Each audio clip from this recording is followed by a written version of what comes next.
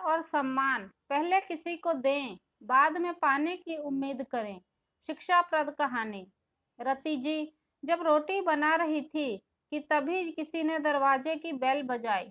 बेचारी रति रसोई घर में अपने हाथों में लगे आटे से भरे हाथों के धोने तक लगातार दरवाजे की कुंडी बज रही थी।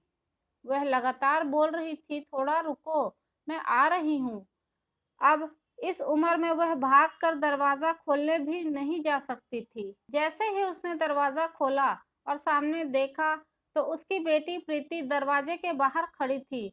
उसे आश्चर्य हुआ कि कुछ बताया भी नहीं, मैंने भी नहीं बुलाया तो प्रीति अचानक कैसे आ गई। अपनी बेटी को देखकर रति बोली, आने से पहले बताना तो चाहिए था, अकेली ही आई हो क्या?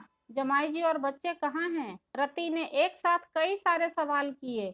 तभी प्रीति बोली, माँ, क्या कोई अपनी इकलौती बेटी का ऐसे स्वागत करता है? मुझे लगा कि तुम मुझे अचानक देखकर बहुत खुश होगी और सबसे पहले मुझे गले लगा लोगी, पर यहाँ तो उल्टा ही हो रहा है। शायद तुम दुनिया की पहली माँ होगी जो बेटी को ससुराल से अपने घर आते देख खुश होने के बजाय चिंता में पड़ गई। मैं अकेली इस घर नहीं आ सकती क्या? क्या हमेशा दामाद और बच्चों के साथ ही आना जरूरी है? बोलकर प्रीति ने घर में प्रवेश किया और अपना सामान रखकर बोली, भाभी कहाँ पर हैं? भाभी, जल्दी चाय नाश्ता लेकर आओ, आपकी ननद आई हैं। बहू घर पर नहीं है, अपने मायके गई है, माँ ने कहा। अच्छा, इसलिए तुम घर संभाल रही हो और खाना बना रही हो। तुम्हारी बहू के तो बड़े ठाठ हैं। बहू मौज से घूम रही है और सास घर संभाल रही है। प्रीति ने ताना मारते हुए कहा, देखो ना, आपने बहू के आने से पहले ही खाना बनाकर रखा है।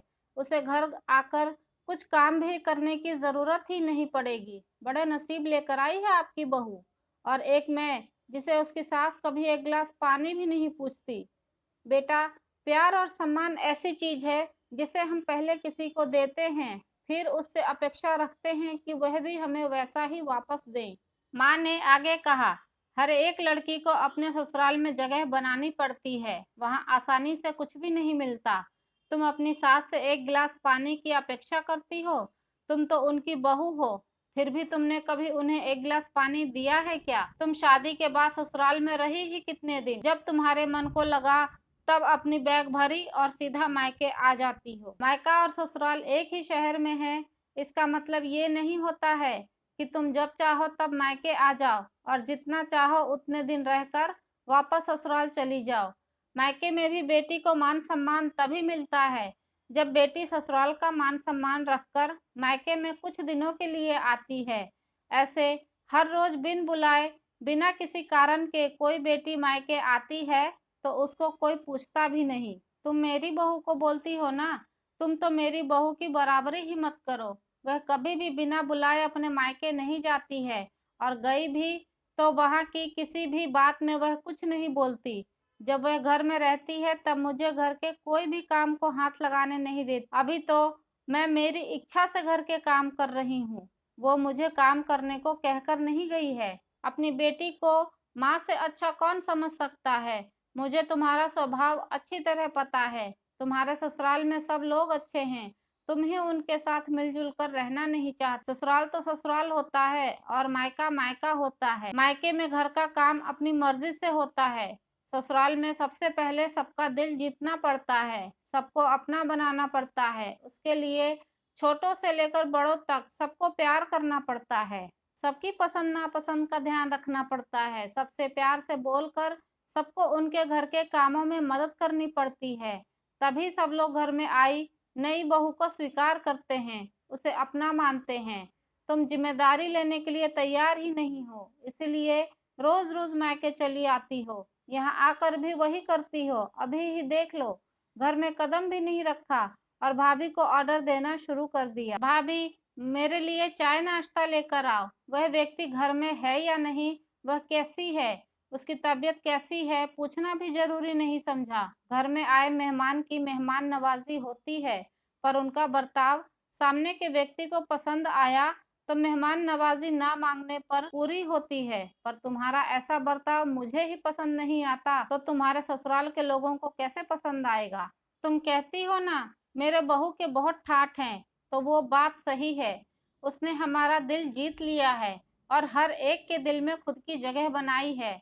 वो रोज-रोज तुम्हारे जैसे ससुराल के लोगों के साथ झगड़ा करके मायके नहीं जाती। इस वजह से ससुराल और मायका दोनों जगह उसकी इज्जत होती है। जब तक उसे अपने मायके से बुलावा नहीं आता, तब तक वहां नहीं जाती। आज माँ ने ही अपनी बेटी को उसके बर्ताव के दोष दिखा दिए, क्योंकि उसे लगता था कि अपनी बेटी को अभी नहीं समझाया तो वह उसे कभी नहीं समझेगी। तब तक बहू भी घर आ गई। उसने प्रीति को देखते ही कहा, अरे दीदी, आप कब आई? मुझे फोन किया होता तो मैं जल्दी घर आ गई होती ना।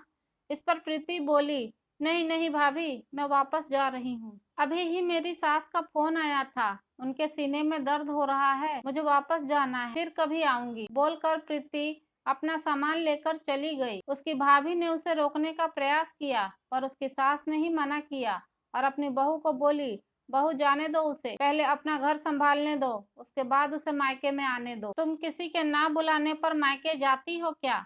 बहू भी समझ गई कि सास ने अपनी बेटी को जीवन का पाठ पढ़ाया है। काफी महीने हो गए, प्रीति का फोन नहीं आया, वह खुद भी मायके नहीं आई, इसलिए उसकी माँ ने उसे फोन किया।